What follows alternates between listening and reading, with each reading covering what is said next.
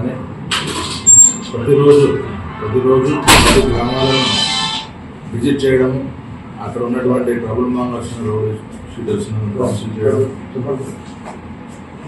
రాజకీయ ఎవరైతే ముఖ్య నాయకులతో మాట్లాడడం, కౌంటింగ్ తర్వాత కానీ కౌంటింగ్ రోజు కానీ ఇలాంటి గొడవలు జరగకూడదని వారికి నోటీస్ ఇవ్వడం కానీ ఇవన్నీ జరుగుతూ ఉన్నాయి. ఇవి దాదాపుగా కంటిన్యూగా ఒక 10-15 రోజుల నుంచి కూడా జరుగుతూ ఉన్నాయి.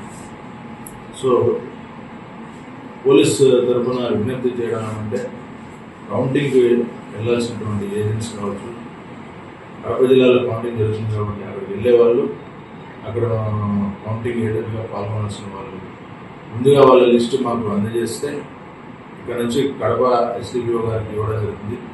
అక్కడ ఎక్కడ ఉంటారు, ఎన్ని గంటలకు వెళ్తారు, 3వ తారీఖు వెళ్తారా, 4వ తారీఖు వెళ్తారా అనే విషయం కూడా మాకు తెలియజేసిందిగా పార్టీ నాయకులను విజ్ఞప్తి చేస్తున్నాం.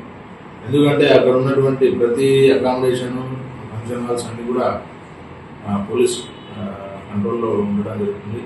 సో కౌంటింగ్ 4 గంటల్లో భద్రతా వ్యవస్థ నడుస్తుంటుంది కాబట్టి వాటిని వెళ్ళాలంటే కూడా అన్ని చోట్ల చెకింగ్ జరుగుతుంది. కాబట్టి మీరు మీ వెహికల్ నంబరు, మీ ఏజెంట్, కౌంటింగ్ ఏజెంట్, తర్వాత ఇండిపెండెంట్ క్యాండిడేట్స్ వారి వెహికల్స్, వారి వెనకాల ఎవరెవరు వెళ్తున్నారు అనేటువంటి లిస్టు మాత్రం ఖచ్చితంగా మాకు రేపు అంటే 31వ తారీఖు 3వ తారీఖు చేస్తున్నాం. అట్లాగే బాణసంచాలు, ప్రొసెషన్స్, తర్వాత ఈ ఊరేగింపులు అన్నీ కూడా with permission of the police మాత్రమే జరగాలి. ఎందుకంటే 144 అమల్లో ఉంటుంది కాన్స్టిట్యూన్సీ వైజ్ మొత్తం. కాబట్టి ఏదన్నా జరగాలనుకున్నప్పుడు ఖచ్చితంగా పోలీస్ పర్మిషన్ కావాలంటుంది.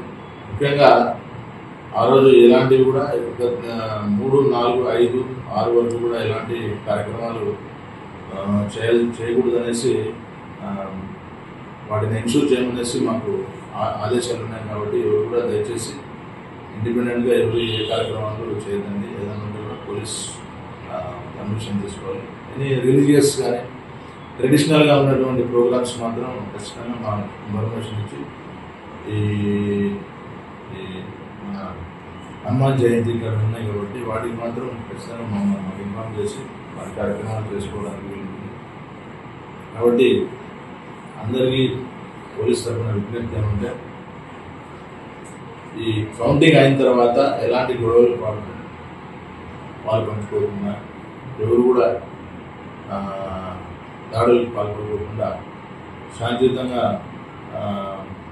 పోలీస్ సూచనలు పాటిస్తారని ఆశిస్తూ సెలవు తీసుకుంటున్నాను.